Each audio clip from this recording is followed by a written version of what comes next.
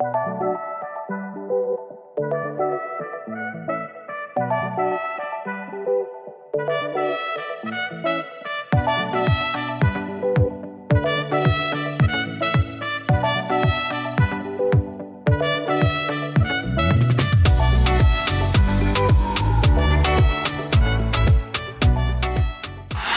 back to another episode of Out and About with Rosanna Faraci.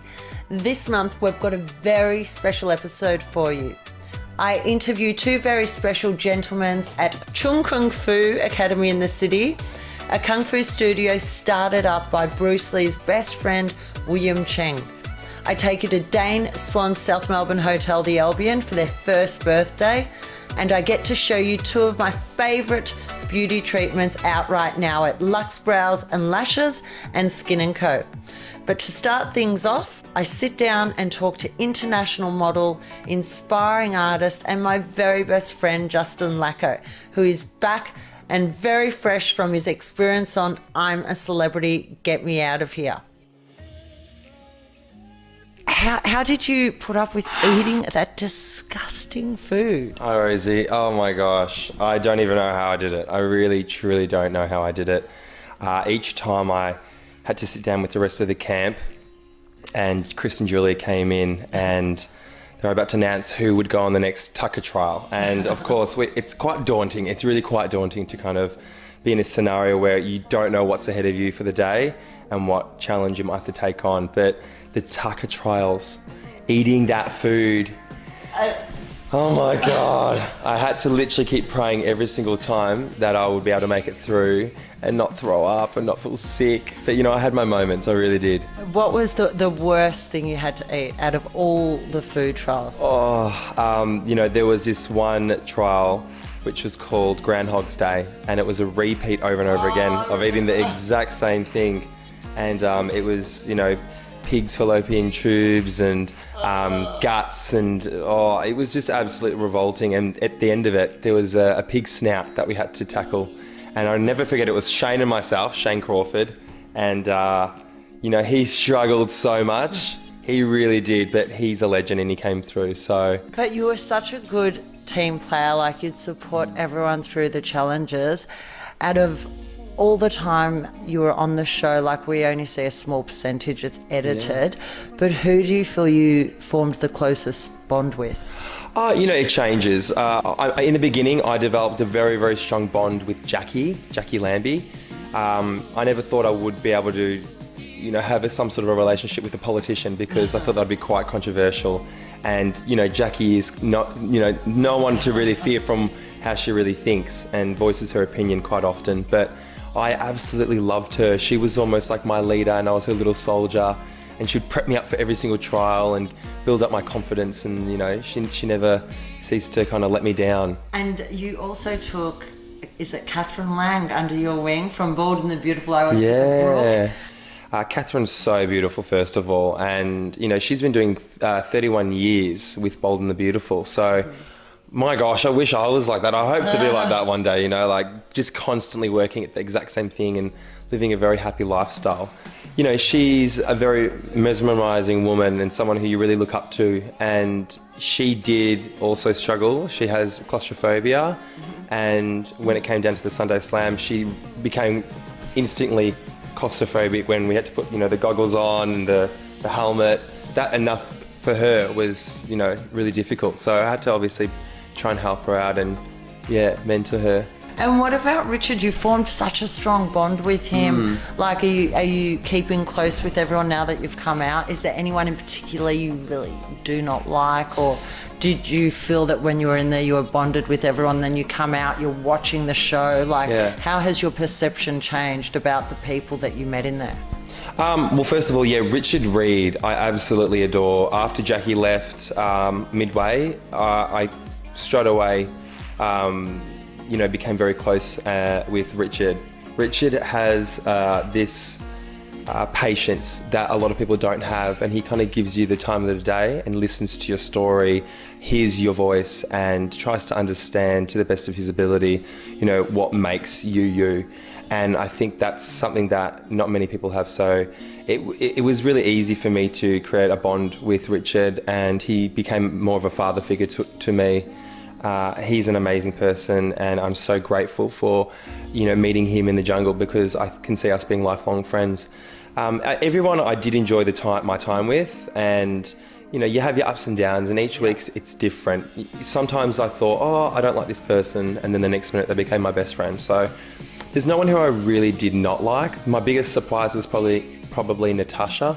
Yeah. Natasha, I didn't really speak to, or I didn't give much time of day to her, and it wasn't until after she was eliminated and the day after I was eliminated that outside of the jungle we kind of, you know, came together, and we actually had a lot of fun with each other.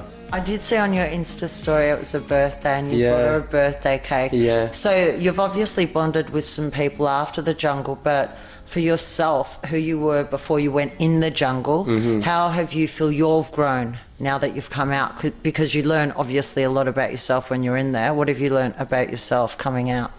What have I learned about myself? Probably, you know, just to listen to people. Once again, I think it's such an importance to kind of, just hear someone's story and learn a lot about what their experiences have been in life. We always think that we know everything, and we can be a bit selfish at times. So it's important to kind of, you know, come out of this experience and act a bit more selflessly. And Susie from the Kids Foundation, like, she was so happy, obviously, with how hard you worked to raise as much awareness for their foundation, and their foundation really needs the support there. Will you be working continuously with them now you're outside of the jungle? Yeah, well, I am an ambassador for the Kids Foundation, so I do have plans to go and visit the kids and spread the awareness, and you know, go visit everyone individually, or if not all together. I'm really excited to kind of jump in the deep end and start getting on board and having a bigger participation within the foundation. And I was actually showing a lot of your artwork to the public while you were in there. Do you have any plans on you had such a positive response with it. Do you have any plans on what you want to do with your artwork? In regards to also the Kids Foundation, later on in the year, I do want to put on an exhibition where, you know, part of the profits for my artwork I want to be able to give towards the foundation and bring more aware the foundation in itself and what it's all about. So there will be an exhibition at the end of the year, and it will be for the Kids Foundation as well. So. And how much weight did you lose while you were in there? Because now you're back, you've got to get back into modelling. What are the struggles with that? Like, how's it been?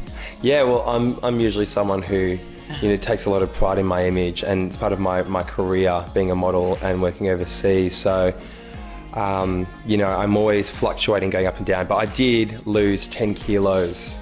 I guess that's what rice and beans does to you. No, well, you know, our portions of food are very, very limited, and that's exactly what the trials are about in the jungle. So I lost a phenomenal amount of weight and managed to put a bit of it back on. So straight away after I left the jungle, I was eating every single thing that was put in front of me: chocolate, cake, chips, you name it, everything. The steak, Well, thank you so much. Do you have any messages? You had so many fans following your Instagram, inboxing me. Do you have any messages that you'd like to say to them? I mean, I would just like to say thank you to everyone who voted for me. Not only were you voting for me to stay in, but you were voting for my foundation, the Kids Foundation. So I think that every single one of the children, on behalf of the Kids Foundation, are very, very grateful. So am I. Keep fighting for something bigger than yourself, and never ever feel that your voice is never heard, because together we can conquer the world, and we can, you know, make foundations more aware. And I think that's the beauty of I'm a Celebrity, Get Me Out of Here. So thank you so much to everyone who voted and for watching. It was great chatting with you, and I missed you so much. So it's good to have you back. Thank you. There you go. It was great to hear more about Justin's unique experience in the jungle. Up next, we head to Cheungs Kung Fu Academy in the CBD and talk to James Cheung and Damien Kuramutu about the history of the studio, Bruce Lee, and more. Then I take you to the Albions' first birthday to talk to some very recognisable faces. Don't go away.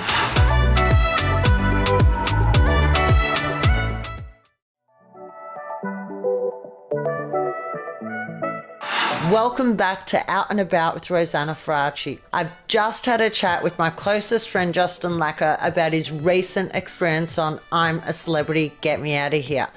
But now I'm taking you to Cheungs Wing Chun Kung Fu Academy, a martial arts studio started up by Kung Fu master and the late Bruce Lee's best friend, Louis Damien. I started by talking with his son James about their strong family history, and then Louis Damien about the power of the Chinese martial art. Your father William was best friends with Bruce Lee, who is well known all over the world for his martial arts skills. Tell me a little bit about the journey, and how many years ago did your dad arrive in Australia? Like, there are so many stories. He taught Bruce Lee a lot. My father and Bruce Lee were best friends growing up in Hong Kong. They were born within a month of each other, so they really grew up learning martial arts and grew up on the rough streets of Hong Kong at the time, dealing with the gangs, the triads. And they both were trained under the legendary Grandmaster Yip Man. And through this training, they got into a bit of trouble to the point where their lives were in danger, so they actually had to flee Hong Kong. They had a contract out on them by the triads. Oh, wow. For both Bruce and my father. So Bruce Lee was actually born in America. He was born in San Francisco, so he was an American citizen. That's why he was able to go to America. And my father had a sister living in Sydney at the time, so he was able to come to Australia. And did they obviously stay in touch when they... They did. They never actually saw each other physically in person after that, but they kept in touch by letter. A little birdie told me that you taught Robert Downey Jr. That's amazing. Was it for one of his movies? Tell me about it. Yes, so Robert Downey Jr. has been training Wing Chun for quite some years now, maybe 15 years. And I had the honor to train with him a few times, actually. I think it was in lead up to his new Sherlock movie that he was preparing for, so he was getting in shape, and he's very dedicated. Yeah, so it's obviously a very popular martial art that everyone's trying to learn. Are there any other actors that you know of that also do Wing Chun? Well, I also had the honor of meeting with Val Kilmer, and he was interested in doing Wing Chun as well, and also Stevie Wonder as well. So it's good for just general well-being and peace of mind as well. So I'm here with Louis Damien. Now, how long have you been working at the academy, and what's the most rewarding thing about working here? Well, I've worked here for at least over nearly 10 years now, I believe. Yeah, it's over 10 years. And the most rewarding thing is to be able to inspire people to change their life, not so much about doing martial arts to defend themselves, but also to be able to help them to believe in themselves, that they're able to achieve so much greater things than that they're currently doing at the moment, especially that we've been working a lot with disabled kids, domestic violence, a lot of people that thought that they wouldn't be able to train in martial arts because they don't have the ability to do so. And we were obviously able to help them to change their life in doing so. Yeah. And definitely the crime rate has increased and a lot more women are getting attacked, and you've got classes specifically designed for women, correct, self-defense. Can you tell me a little bit about those classes? Well, the great things about here teaching Wing Chun Kung Fu is this is the only system that has been developed by women, and Grandmaster William Cheung here he's been spreading his knowledge at the Wing Chun Kung Fu Academy, where we're using some very specific technique to allow women without using force on force to defend themselves, so they can do some short courses that allows them to protect themselves on the street at home, and also to believe that they can do so without being any fitter than anybody else at the gym, you know? And tell me about the disabled kids. How has their confidence increased, and how is it you actually help them? Well, this is where it comes down to where Wing Chun Kung Fu is great, in the sense that we don't need to actually have to be fit to be able to learn on how you can use both your arms and legs to protect yourself. But it's so much about believing that you can do the little things. We use pressure point striking. So for instance, the disabled kids, where we have some of them that can do proper squats, for instance, or they can't kick properly. They can use their hands, for instance, using pressure point striking, and to trigger some discomfort to someone who's going to attack them. And who would your target market be, or do you cover everyone, males, females, disabled? We pretty much cover every age group, and also male, female, kids. Because I don't think if you're on the street, if someone wants to attack you, you're going to say, oh, hang on, I can't take you down. I'm going to go somewhere else. So that's it. There you go. It was great to learn more about the fighting technique and the Cheung strong family history. And now, let's head to the Albions' first birthday party, where I catch up with some of the special people in attendance. It's been an awesome year, a fun year. It obviously took us a while to get up and going after it got burnt down, but it was definitely worth the wait. It's been amazing, and hopefully many more fun years to come. What's your favourite part about being one of the owners? Oh, look, I'm blessed to be part of this group. I have to say, it's been a journey. Everyone knows our history with the fire and renovating for a year, burning to the ground, and then I guess it took us 2 years to get back to the point of opening. And now we've been open for a year. We couldn't have asked for a more blessed first year in business. It's a bit of a reflection of the year that's been, and we're really proud of what we've achieved after a pretty rocky road initially. So, Rob, tell me, you've been here for this fantastic night. What do we have to look forward to? As Benny said, it's been a fantastic year. We've had a whole heap of laughs, a whole heap of good times, and it's only just started. It feels like we've been here for 6 years. But it's only been one. And what do you think of the Albions' first birthday party? Yeah, no, it's awesome. This is actually my first time being here, so coming in, and it's absolutely pumping right now, so don't think I'm leaving anytime soon. There it is. It truly was a special night. Be sure not to go away, because next up I share with you two of my favourite beauty treatments which are on the market. See you soon after the break.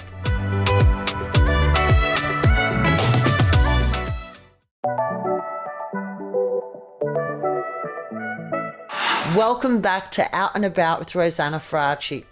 If you feel like you missed out on this episode or any others, you can always catch up on my YouTube channel, where I have this episode and many others. But now, to finish this episode, I take you to two beauty salons based in Essendon. We start off with Luxe Brows and Lashes, and then we head off to Skin & Co. Enjoy. Now I'm here with Kim from Luxe Brows and Lashes. Thank you so much. I'm absolutely loving my brows. My face is so much more lifted, more youthful. Yes. Now for everyone watching, tell me a little bit about the process. So we've done a colour refresh today, so we've popped the colour back into the brows. It's like putting a tint on there, but it's semi-permanent. They're a lot more natural looking than the old style eyebrows that were block. Yes. How long has it been around? It originated in Asia, and it's come to here probably about 10 years ago to Australia, and it's quite very popular and grown in popularity about the last 3-4 years. And because it is semi-permanent, that's the beauty of it. It's not like the old style block heavy tattoo that we have in our head. It's not that anymore. It's very soft and natural. So the step-by-step process, if someone came in to have it done, do you measure their face? It definitely has given me, my eyes are more open, a bit of an eye lift, I feel fresher, it balances my face. So we look at the face. Obviously we're not going to put a brow on somebody that has got this tiny little face and this massive brow. So we've got to look at the bone structure, the symmetry of your face, because sometimes if someone's got a crooked nose, you're not going to technically measure correctly. So we're looking for visual symmetry the whole time, and looking always at your bone structure, your cheekbones, where they're sitting. We want to get the nice side view, the nice side angle, lifting the brow all the time, because particularly as we get older, our brows drop. So we want to lift and open up the eye, which is the whole point of it. We want to open up and we want you to look bright and fresh with the new eyebrows. And for the viewers, the questions I normally get asked when I have treatments is, how do you pick the colour that suits their face? So with the colour, we're working on your skin's colouring and not necessarily the real colour, not the fake tan or not the fake hair colour, the real colour. But we're looking at your skin type, your skin tone, your hair colour. We use your brow hair colour as the pigment is the backdrop to that. So typically you would go lighter with the pigment than the actual brow hair because we're casting a shadow with the pigment. And that's how we get that nice, soft, natural look. You don't want to make them too heavy. Mm-hmm. And there's no pain, which I've just had it done, yes. The numbing cream definitely helps. It's very strong. We apply a topical cream anaesthetic and then we'll draw the brows on. So that sits on there, it numbs the area. It is only very superficial, the hair stroke that we create. It's literally a paper cut, so it's very superficial. Typically, on a pain level of 1 to 10, people sit about a 3. Okay. But then during the process, we put more anaesthetic on as well during the entire process. And these have lasted me a year, like I've had the refresh, but you were saying that everyone's different. Yes, like I have a particular client, she comes back closer to 24 months, which is insane, but she holds it so well. But then I'll have other clients that typically between the 6 and the 12 months, 10 and 12 months come back for a colour refresh, but some people just chew the pigment up more so, and it's just their bodies. And I have noticed you've done a few celebrities. Can you tell us some of the names? Of who's a celebrity? Who's a celebrity nowadays? Yeah, I know, everyone is with the reality. Instagram, is it Sophie Keisha, who's Instagram famous, but now she's, created her own brand. Rebecca Madden, Ash Pollard, Melbourne stylist Bianca and Bridget, the fashion designers, they're doing very well. But again, their level of perfection is different to First impressions is everything. So. Absolutely. And it's your lifestyle that determines the brow that you want as well. Well, thank you so much. I'm absolutely loving my brows. If you can see, they've framed my face again. Always a pleasure. Thank you. Mwah. Thank you. They look beautiful.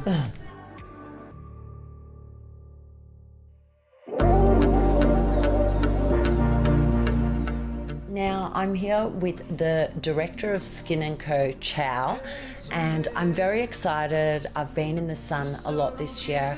My skin's feeling really dehydrated. Tell me about the treatment I'm getting today. So we're really excited to actually have this treatment. It is a very new treatment. It is called Aqua Gold Fine Touch, and what it is, it's a form of skin needling treatment, but it has gold tips needles, and we actually infuse as we go. So it's a cross between mesotherapy and skin needling. And what are the benefits for my skin? Obviously, when you get laser, then you can't go in the sun. I'm going to Bali in a few days. Why is this treatment safe to go in the sun, and what are the benefits? And so with this treatment, we only go into the dermis of the skin, and we infuse products that is tailored just for you. So for you, we know that you would like to have smaller pores, you go into the sun a lot, and you have a little bit of pigmentation. So we will actually infuse our own little concoction to actually lighten the pigmentation. We'll also shrink the pores, give you radiant skin, and giving you a more tighter feel to your skin and smooth the skin as well. And is there any downtime? Is it painful? Yeah, so this is the great thing about it. It's tiny. The needles are finer than your hair. It's all gold plated, and so in terms of pain, you should have minimal pain. There's actually or no pain at all. We don't actually use no pain.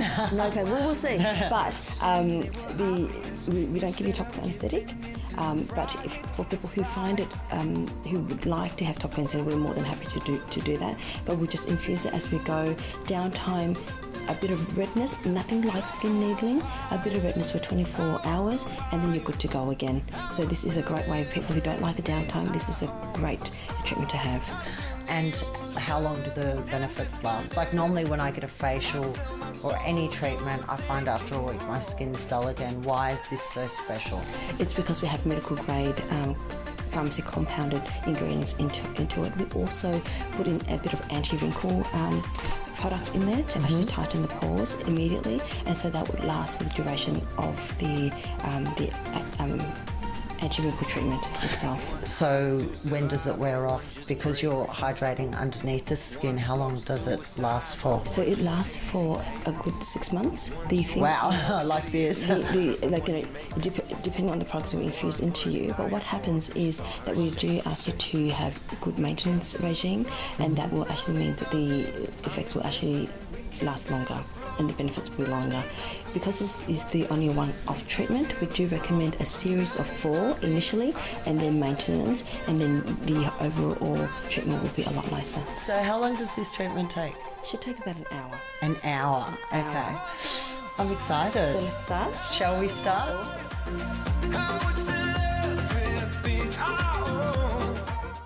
There you are, 2 of my favourite beauty treatments on the market. That wraps up our show for the month. Thanks for watching. I hope you enjoyed it, and see you next time.